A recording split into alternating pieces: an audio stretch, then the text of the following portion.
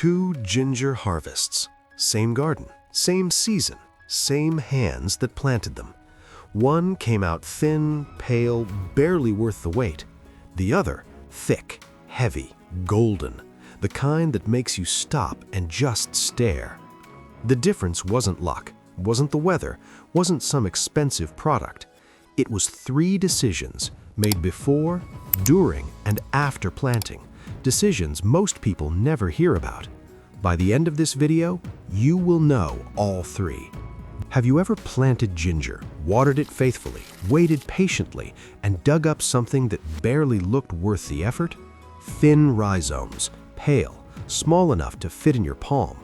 Or worse, nothing came up at all, and that quiet voice told you, maybe I'm just not good at this. I need you to hear this right now. That voice was lying. Ginger is not a difficult plant. It is one of the most generous things you can grow at home. Most ginger crops don't fail in the ground. They fail before the rhizome ever touches soil. They fail in the decisions made at the very beginning. Today, we go back to those decisions. We fix them. And by the end of this, you will never plant ginger the same way again. Let's start at the beginning, the ginger itself. This first mistake is responsible for more failed crops than bad soil, wrong watering, and poor light combined.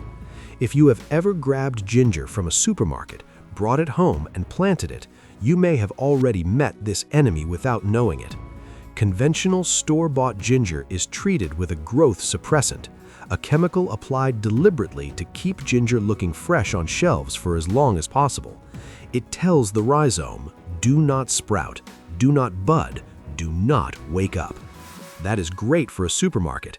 It is a disaster for your garden. Because when you press that treated ginger into your soil, the chemical keeps working. The rhizome sits there week after week while you water it and wonder what went wrong. You blame yourself, but the ginger was never going to grow. It was chemically instructed not to. The fix is simple and non-negotiable. Always plant organic ginger. Organic rhizomes have not been treated. The moment you give them warmth and good soil, they respond. But even with organic ginger, you need to choose the right piece.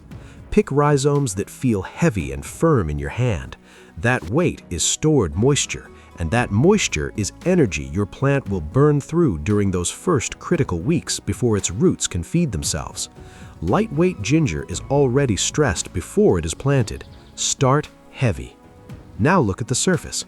Count the growth buds, those small raised nubs on the skin. Each bud is a future shoot. Each shoot feeds the rhizomes forming underground. More buds now equals more ginger later. That is not a metaphor. That is the direct math of your harvest. Choose pieces with as many buds as possible, and you're already ahead of most home growers before you have done anything else. Here is the step that separates good growers from great ones, and almost nobody does it. Before your rhizomes touch soil, give them a reawakening bath. Fill a bowl with room temperature water. Add 2 tablespoons of apple cider vinegar per liter of water. Why apple cider vinegar? Because ginger evolved in tropical rainforests, where rainfall is naturally slightly acidic. This small addition recreates that chemistry, sending a signal the rhizome recognizes at a biological level. It also acts as a gentle, natural antifungal, cleaning the surface of your rhizome before it ever enters the soil. Soak for 10 to 14 hours. Overnight is perfect. While they sit in that bowl, the rhizome is rehydrating at a cellular level. The growth buds are swelling. Dormancy is ending. The ginger is waking up before it has touched a single grain of soil. You are giving it a head start. After the soak, place your rhizomes on a clean, dry surface in a warm, airy spot. And now, wait. You are waiting for the cut surfaces to callus. Anywhere the rhizome was broken or cut, that open surface needs 1 to 2 days to dry into a thin, leathery seal. This callus is your rhizome's armor. Without it, moisture enters that wound the moment you plant, bacteria follow, and rot begins before the first shoot has even formed. 2 days. When the cut ends look dry and slightly darker, you're ready. Where your ginger lives matters as much as how you prepare it. Start with your container.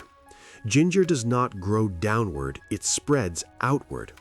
The rhizomes travel horizontally just beneath the surface, expanding in all directions. So width matters far more than depth. Aim for at least 35 to 40 centimeters across. Every extra centimeter of horizontal space is room for more ginger. And drainage holes, non-negotiable. Ginger loves moisture but cannot survive sitting in it. Make sure water flows freely out every time you water. Now, build your soil mix. 2 parts quality potting mix, your structure, your base. 1 part aged compost, not fresh, aged. Fresh compost can burn roots. Aged compost is broken down, stable, and packed with microbial life that feeds your ginger quietly across the entire growing season. Think of it as a living ecosystem working for your plant around the clock. 1 part coarse perlite. Those small white particles create air pockets in your soil. Roots need air as much as they need water. Perlite also ensures excess water drains away instead of pooling around your rhizomes. Before filling your container, stir in 1 generous handful of bone meal. Bone meal is rich in phosphorus, and phosphorus is the mineral your ginger uses to build exactly what you want: large, dense, heavy rhizomes underground. Without it, energy goes into leaves. With it, energy goes into your harvest. Build this mix, and you are giving your ginger an environment it will thrive in from the first day to the last. Now we plant. And this is where even experienced gardeners make the mistake that quietly kills their harvest. They plant too deep. Instinct tells us that deeper means safer, but ginger is a surface plant. Its rhizomes belong near the top of the soil, not buried beneath it. Plant too deep and 2 things happen at once. The weight of soil above makes it harder for shoots to push through, and the consistently moist environment deeper in the pot creates exactly the conditions rot loves before a single shoot has appeared. Plant your rhizomes just 3 to 5 centimeters below the surface, barely covered. It will feel too shallow. Plant them there anyway. Place each piece with the growth buds facing upward. They are already reaching toward the light. Don't work against them. Space multiple rhizomes 15 to 20 centimeters apart. What feels like wasted space now will be filled with ginger by harvest time.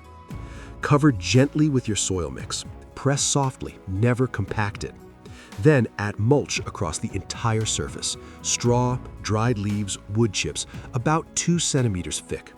This single layer locks in moisture, stabilizes soil temperature through cool nights, and protects those shallow rhizomes as the plant develops. 3 jobs, 1 simple step. Never skip it. Watering. Your goal is soil that feels like a wrung-out sponge. Damp throughout, never soaking, never bone dry. Before you water, push your finger 2 centimeters into the soil. Still moist? Come back tomorrow. Dry at that depth, water slowly and evenly until it trickles from the drainage holes below. Try bottom watering when you can.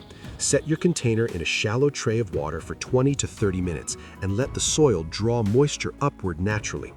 This keeps the surface drier, reducing mold, and trains roots to grow downward, building a stronger plant overall. For light, ginger wants morning sun and afternoon shade.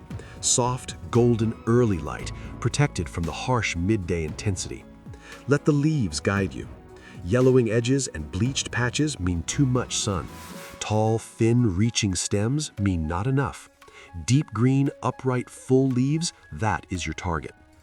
For feeding, every 2 to 3 weeks during the growing season, apply a liquid fertilizer higher in phosphorus and potassium than nitrogen. Nitrogen builds leaves. Phosphorus and potassium build rhizomes. You are growing ginger, not a houseplant. Compost tea, aged compost steeped in water for 24 hours then strained, is the most powerful gentle feed available. Every application makes your soil more alive. It compounds over the season in ways a synthetic fertilizer never can. 8 to 10 months. When the leaves yellow on their own and the stems pull back toward the soil, dig carefully from the outer edges inward. As the soil falls away, you will see them. Thick, heavy rhizomes, some the size of your hand, all grown from one small prepared piece planted with intention.